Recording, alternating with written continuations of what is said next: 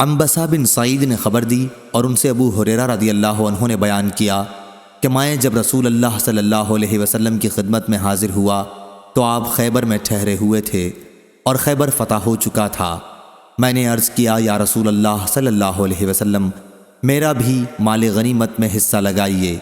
سعید بن العاص کے ایک لڑکے ابان بن سعید رضی اللہ عنہ نے کہا کیا رسول اللہ صلی اللہ علیہ وسلم ان کا حصہ نہ لگائیے؟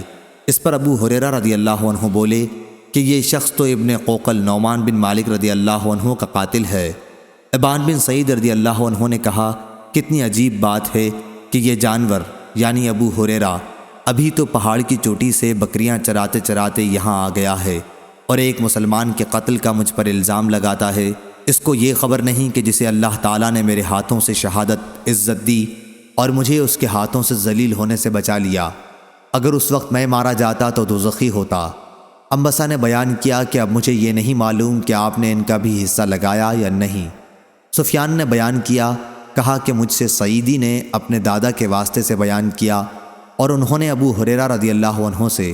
ابو عبداللہ امام بخاری رحمہ اللہ نے کہا کہ سعیدی سے مراد عمرو بن یحییٰ بن سعید بن عمرو بن سعید بن عاص ہیں۔ صحیح بخاری حدیث نمبر 2827۔ شعبہ نے بیان کیا، کہا ہم سے ثابت بنانی نے کہا کہ میں نے انس بن مالک رضی اللہ عنہ سے سنا، انہوں نے بیان کیا کہ ابو طلحہ زید بن سہیل رضی اللہ عنہ رسول اللہ صلی اللہ علیہ وسلم کے زمانے میں جہادوں میں شرکت کے خیال سے نفلی روزے نہیں رکھتے تھے، لیکن آپ کی وفات کے بعد پھر میں نے انہیں عید الفطر اور عید الاضحیٰ کے سوا روزے کے بغیر نہیں دیکھا۔ صحیح بخاری حدیث نمبر 2828۔